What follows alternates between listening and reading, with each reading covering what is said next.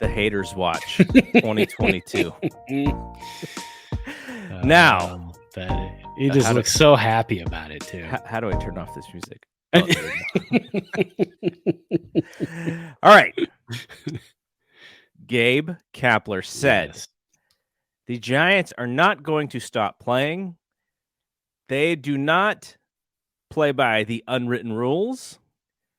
They are going to play to the end of the game. They expect the teams who they play to also play to the end of the game.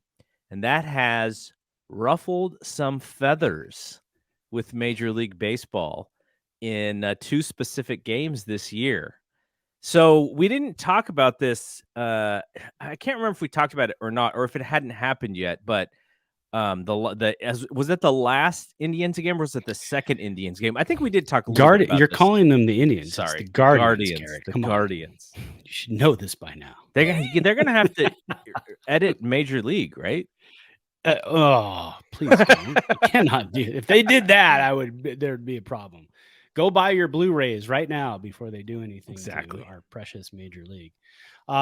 We had talked about so it was not the Guardians. The Guardians didn't have a problem. There was nothing going on. The Giants bunted a lot in that game. Yeah. They were up big in a couple of but nothing. Guardians didn't have an issue with anything that the Giants were doing. Last show we had discussed the Padres. That's who it was. They had with they it. Had the issues. And then comes the Nationals. Yes. And their problems. And everybody's got problems, right? So the Giants, yesterday they pushed the score up, but they were taking the extra base, but I don't think that was a big problem yesterday because they did win. What was it? 13 or 12-3. Yeah, but you know what? They went into the ninth inning only up 5-3. Yeah, and then they rolled off 7 runs, or was it 6-3? And then they rolled off 7 or 6 runs in the ninth inning. It was the day before. It was the Saturday game. No, actually, I think it was Friday night. Friday they won 7-1, but they scored all those runs in the second inning. I thought. Yeah. So maybe it was Saturday. I mean, yeah, it could have. Was it Saturday? No. You're right. It was Friday. It was the Friday night game. I keep thinking Friday. I'm thinking night, but it was a 4:00 start. Yeah. So it was the Friday game. The Giants scored 7 runs in the second inning. We get to the ninth inning, and there are 2 outs at this point. And Thairo Estrada had gotten on base. Can't remember if it was a walk or a hit. Then he goes to steal second base. 2 outs, top of the ninth, and they are up by 6. So he gets almost to second base. Ball is hit, drops in. So he's rounding second, rounding third at that point, coming in to try to score. Tag is applied by the catcher hard on his chest. He kind of was laying on the ground trying to catch his breath. Catcher gets up, slaps him on the butt. You good? Everything's good. All right, head back to the dugout. Then it's a problem. then Victor Robles and Alcides Escobar start screaming at the Giants dugout because again, it's not everybody has a problem with it. Obviously, the catcher didn't have a problem with it, or he wouldn't give Thairo a butt slap. He would have stood over him and thrown the ball on him or done something, because he tagged him out, which is what you're supposed to do, right? You're playing baseball. So the ball is hit. You see the runner going. You see that he's going home. So you throw it home and you try to get him out. You play baseball instead of getting irritated about it. That's the way the game is played. It is played hard. It is played from the first pitch to the last pitch. And like we talked about on the last show, if you have a problem with it, Dave Martinez, go over and tell Gabe Kapler, when the ninth inning rolls around, if you're up by 6 or more runs, we quit. We're not going to shift anymore. We're just going to throw fastballs down the middle. Go ahead and bunt them right back to the pitcher so we can get you out, so we can get up there and try to make a comeback. Yes. No. If you're trying to come back from a 6-run deficit, there is absolutely no reason the other team should lay over and let you start to make a comeback before they start to play baseball again. And I think Kapler's argument was the Nationals have a great lineup, and they've come back from 6 runs prior, and it's not that hard to do, right? And that's why they were trying to score again. Just you ready for some play-by-play here? Yeah. Trevor got. Oh, So Kurt Casale doubles with 2 outs. I'm a little behind you on here. I got Jock Peterson up right now. And So Jock what Peterson just took it deep. He said adios to the pelota. He said, Thompson to Clark just gave me, there it goes. I see it now. They just gave me player of the week. I'm going to reward them. Ooh, Yeah. that was a shot. I like that. Yeah. So obviously he's a good baseball player. Yeah, for sure. I think, we look at his stats and we go, he doesn't really hit for average. And I'm sure his average will probably come down. Mm-hmm. Yeah. He hits the baseball so friggin' hard. Yes. And he's working it early in the season. He's having a good beginning of the season. But you kind of look at that and you go, is this going to be another Farhan thing, right? Is it like everyone wanted the Giants to get all of these guys? Well, everyone meaning us, and look, Seiya Suzuki he's the MVP of all of baseball right now. Yeah. But Conforto, now we realize that he's hurt.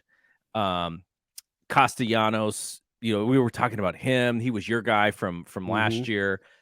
And then, we didn't really talk about Jock, but this dude is on fire. Yeah. You know what I'm going to do from now on? When we have these segments in the off season, we'll go, who do you want? Who do you want? I'm just going to put up a sign that says, whoever Farhan wants. Yeah, exactly. That's it. I mean, he's obviously got the magic touch. I was talking to our friend of the show, Jeff Thompson, yesterday. He's a big Dodger fan. He loves Jock Peterson, but my buddy lives in San Francisco. Yeah. And so we were going back and forth about, he was like, this guy, you're going to love him. I'm like, I already love him. I mean, he's mashing the ball. What's not to like about the guy? And I said, Farhan's going to use him correctly and everything. Or not Farhan, but Cap is going to use him correctly. And he's not going to be batting. He's batting leadoff in this game. He batted leadoff yesterday, but that's because of Yaz. Yaz is our true leadoff hitter. I don't even know what a leadoff hitter is anymore nowadays. But what was it, Friday night? I'm looking at the box score. Slater led off. There just is no prototypical leadoff hitter anymore. But we were pretty much talking about, guys going to different teams and why they choose where they go and whatnot. And I mean, when you look at Jock Peterson, he's happy. He's in San Francisco. He grew up a Giants fan. Yes, he played for the Dodgers and he did very well for them there. Won a half-season World Series. Mm-hmm. I was like, it's not a real world. It's just a half the season World Series. But and now he's with the Giants and he's happy. He looks healthy. Cap is going to give him the rest that he needs when Lamont Wade Jr. comes back. There might be some times where you've got Peterson starting the game. You get about 2-3 at bats in. Giants are up by 4 or 5 runs. Lamont Wade Jr. comes in to play some defense. Jock Peterson's defense is not bad. I mean, it's above average. It's not fantastic, but it is definitely above average. I think he's just happy right now and having himself a good time. Yeah. He's been a lot of fun to watch. Yeah. He's got good energy. When it comes to the unwritten rules thing, he's of the opinion of like, I've been waiting to say F these unwritten rules forever. Like, I'm so happy about this. Well, and you know what? Honestly, I forgot we're still in the hater segment. But I mean, we've got a live game going on. We're Giants fans. What do you think? We're not going to talk about the game, so we're going to talk about the game. Yeah. It's kind of a live watch at the same time. Yeah, it's fun. It's fun. I think that's only their third hit of the game, by the way, and they just took the lead. Hey, you only need more runs than the other team. Yeah, that's all you need. I don't care. You can get no hit and walk 17 times and beat the other team. I'm fine with it. I really don't care because the next day, you know what's going to happen? You're going to get 12 hits. That's baseball. And we talk about that all the time. We got owned by Yu Darvish the last couple of years. And what do? We get him for 8 runs in the first 2 innings a week or so ago. So that's the way it goes. But yeah, you know what? And I read Grant Brisbee's article in The Athletic today. I wish I hadn't read it until after the show, because as I'm reading this, I'm like, this is all the stuff I was going to say today on the show. He and I are kind of on the same wavelength with all of this stuff. The unwritten rules, they're old, they're dumb, they're silly. There are some I agree with, but we talk to people, very smart people, who still want to abide by them. Yeah. There are people that love the unwritten rules, that think that's the way the game should be played. Again, we talked about it before. How many years ago, if you pimped a home run and you flipped your bat, the next guy was going to get killed. Yeah. That's just the way it was. It's not like that anymore. So the game has changed in that way. And it can change this way. The Giants are kind of on the forefront of that. And most importantly, they're saying it. They're saying, no, this is what we're doing. And this is why we're doing it. And the other teams will also do the same. If you're up 7-1 on us, we're going to hold your runner on, because we're going to expect you to continue to play the game to put us out of reach. Because a 6-run, again, the Giants scored 7 runs in the second inning.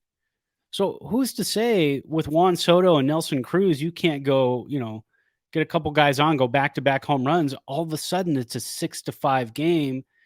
And the Giants, who had rested Mac Cheese and Doval and Trevor Rogers at that point, now all of a sudden you got to get those guys going, right? And you're on Friday night, game 1 of a 3-game series, and you still have to go to Milwaukee on Monday.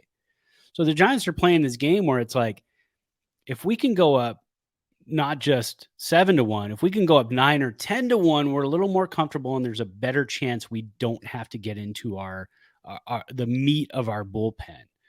So that's how the Giants look, and everybody should look at it that way. It's good for your team. It's what you need to do. And then my thought too, I told you yesterday, and then Grant had this in the article too.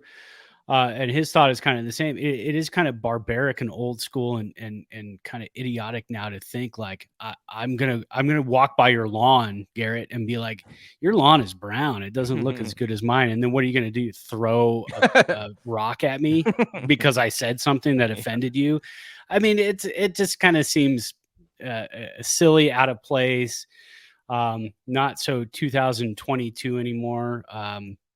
But again, like he said too, there's going to be guys, there's going to be managers, there's going to be players who are going to continue to uphold that barbaric idea of, you made me mad, I'm going to hit you now. Yes. And I just think it's silly. You know what you do? You're down 7-1. They do that to you. The next day you're up 4-1. Steal every base. Test the players. If you don't have the guys who can do that, get the guys who can do that, because that's what you need to do to be better. The Giants, I mean, I laugh about this, but the Giants are going to make everybody better. And that's what they're going to do, because they're going to say, you want to play baseball? We're playing baseball for 9 innings. We're not playing for 6. We're not playing for 7. We're playing for 9 innings. So the Giants, in the long run, I believe, are going to make everybody better.